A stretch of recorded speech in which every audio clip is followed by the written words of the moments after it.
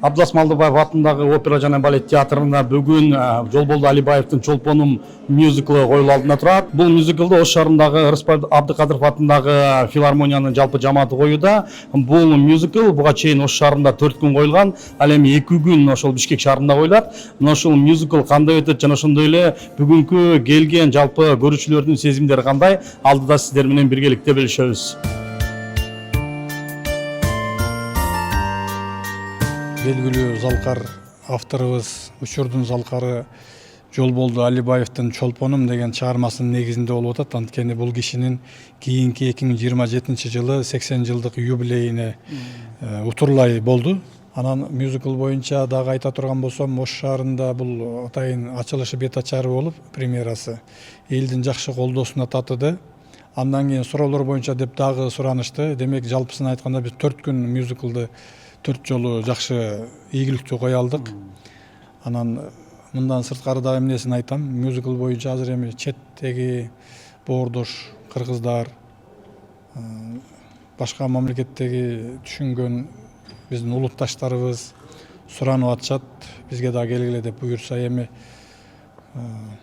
ошол жактарга да барабыз деп ойлойм. Анткени биздин ошол учурдан пайдаланып ушундай маданиятты колдоп аткан улуу урматтуу өлкө башчыбызга жана ошондой эле өкмөт башчыбызга, андан кийин биздин ошол Маданият, маалымат жана жаштар саясаты министрлигинин колдоосуна учурдан пайдаланып мен ыраазычылык билдирип кетет элем. Анткени ошол маданиятты элге жайылтуу боюнча туура багытта, туура колдоолорду жасап, мына эмесин жыйынтыгын Кудайга шүгүр жаман десек болбойт, жакшы жыйынтыктарды берип атат.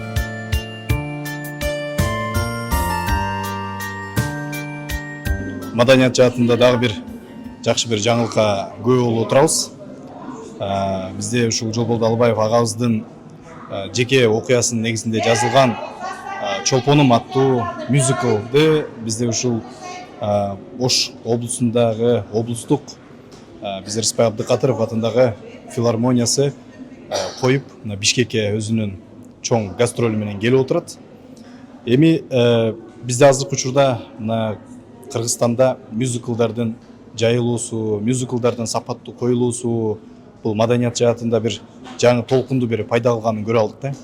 Мына Ош облусунда эң алгачкы жолу мына ушул сыяктуу мюзиклды иштеп чыгып, бул Назым Мендебайыров агабыз режиссерлук кылган бул мюзикл болсо, абдан баягы Ошто өзүнүн ачылыш аземин өткөрдү.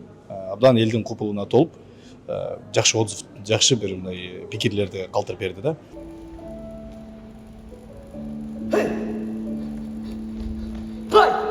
Haydi! Hoş şuraya. Aktaş, koydu gayrı. Gayrı koydu. Hey! Haydi! Koydu! Hoş şuraya geçip barışın razım da koydu. Haydi! Ha! Haydi!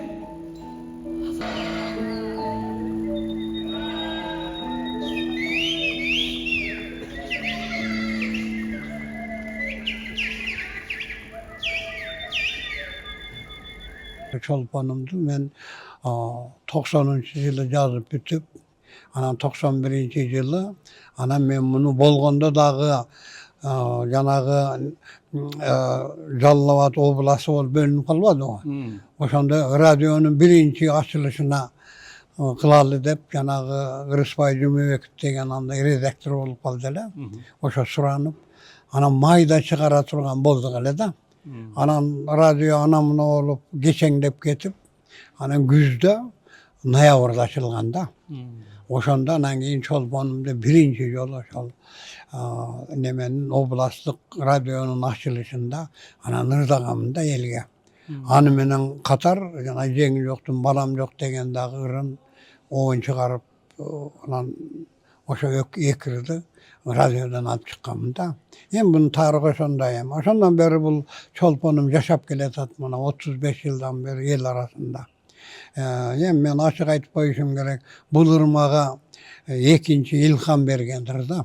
Bu Çolponum'un müzikilinin çıkıp kalışı, bunu özgeçe, bunu Bişkek'teki, bunu azırkı Ben Toktogul satılgan otunda Uluttuk Filarmoniya jana buga çeyin 2-3 müzikal çıkarışmadı o. Ana oşondan tasirlenip tokşayıp bizim ballar. Sizin şu çolpanınızdı neme kılbaylığı. Anısın özümüz dağı 80 yaşka gelip kalıpsız şu sürpriz kılbaylığı sizge degenden ama akıllı olup. Anam bunun üstünden dağı bizim ballar abdan yakşı geçti. Anamın o Bişkek'ten jana Nazım degen jakşı bir aktyor. Anam jakşı rejissör jigit bar eken. Oşol barıp bir 2 ayça jakşı daýartap. Ana abdan sonun kılıp ana nelik alıp çıkıştı da. Toktogulday torgoyum. Arzygan. Karap gündün jalgoyum. Azabına kayıl bolup taktırdım. Alыс uçan. Karkıranay oylor.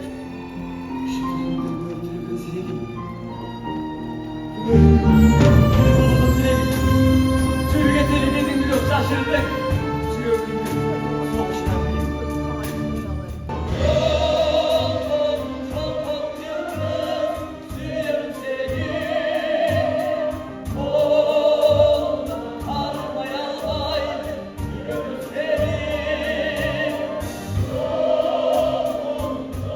Başkarmangan talında alıp kalıbım Bişkek'ten belgili rejissör Nazım Mengdebayırov agayыбыз bardı. Жаштар арасында тандоо өткөздү. Ошол тандоодон анан мен агайдын көзүнө Жолболду Алибаевди аткара ала тургандай адам көрүндүм окшойт. Анан агай менин үстүмдөн иштеди. Албетте мен де биринчи жолу ушундай актёрдук чеберчилик менен сахнада иштеп, агай менин үстүмдөн иштеди, мен өзүмдүн үстүмдөн иштедим. Ушинтип иштеп Кудайга шүгүр бүгүнкү күндө Чолпондун мюзиклин жаратып отурабыз. Албетте Бишкек деген бир өзүнчө толкунданып, өзүнчө сезим алып келеткен. Себеби дегенде профессионал менмен деген дастан кишилер олтурат бүгүнкү залыбызда. Менмен деген ырчылар олтурат. Ошолордун катарында ошолорго эч бир кемчиликсиз, кантыксыз сахнада өзүбүздүн чыгармачылыгыбызды көргөзүп берүү үчүн аябай чоң жоопкерчилик жүктөлүп турат бүгүн. Аябай толкундануудабыз.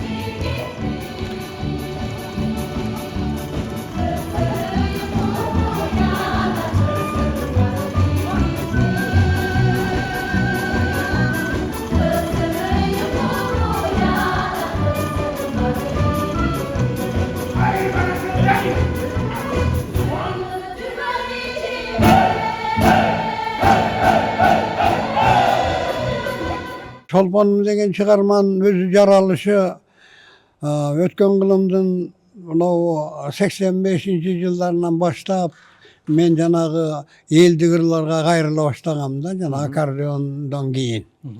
Anan oşonda anam bağı ulu akınдар mına Toktogul'dan Alımkanı, Jengizok'tun Köksulusu, Barfı'nın Mölmölümü, ana Korgol'dan jana Akbakay degen Mukmusonurlar var mı? Tüvelik diyorlar. Men uşullarga tasirlenip, anam şunday bir çıkarma jazalar bekeminde onan hareket kılıp, azaldan yazıp yürüp, anan şol bir 4-5 yılın içinde yaralgandır da bu.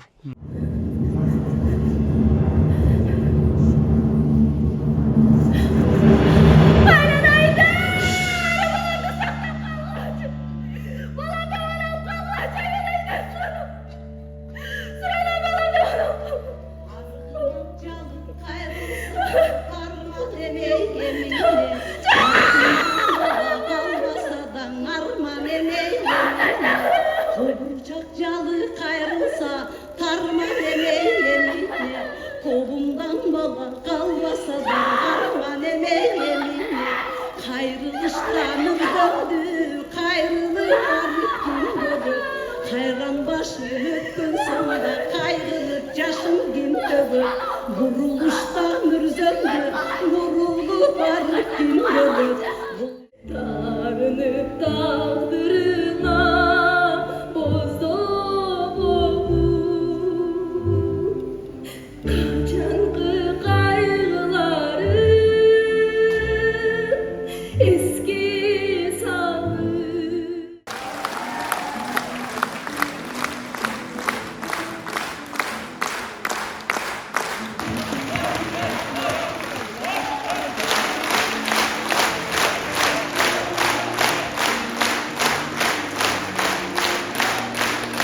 Жолболду акебиз өзү аңызга айланган киши.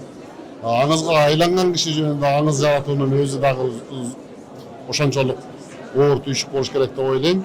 Ошого карабай жалпы эмгек жамаат тагдырдын татаал жолдорун тайгак кечүү тар кайкылык болгон учурларын ушул мюзикл менен кошо берип, ошол тайгак кечүү тар жолдун өзүндө такшалган таланттын тагдырын ачып берген экен.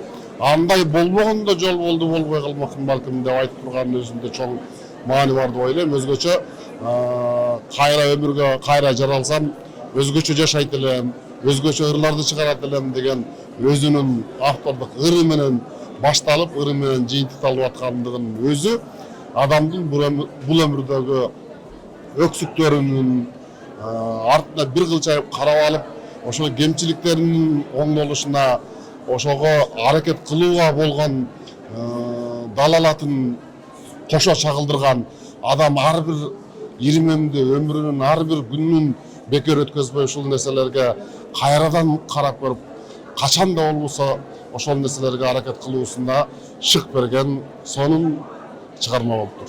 Аябай жакшы маанайда кетип атабыз, жакшы аябай чеберчилик менен аткарышты. Ыраазыбыз актерлорго баарына. Ошо адашып кетип, алып кетип калган туура эмес да. Ошол жерде жашатыш керек эле атабыз. Биринчи күнү алып кеткенде. Анан кайненеси жаккан жок, апасы жаккан жок. Кызым душасын билиш керек да. Анан кийин ошондон айтыш керек, сен барбайсың. Эми баягы илгерки салт, ошол салт жаккан жок.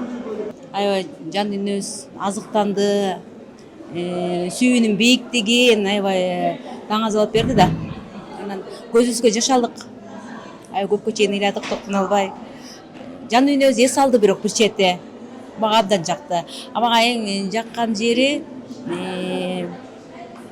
жанагы Жолболду келип эшигин такылдатып, ошо турмушка чыгып кеткен укса да кайра келди го. Ошондон сүйүүнүн бийиктигин сезесиң да. Кайра эшигин каккылап атып, акыры чолпонун эшикке чыгарып, жолугуп, үнүн угуп анан кет ушул жеринде мен аябай ошол жерине трогательный болду да, аябайчы. Ошол жери жакты. А негизи аябай сон жандуу үн менен аткарышыптыр эң башкысы.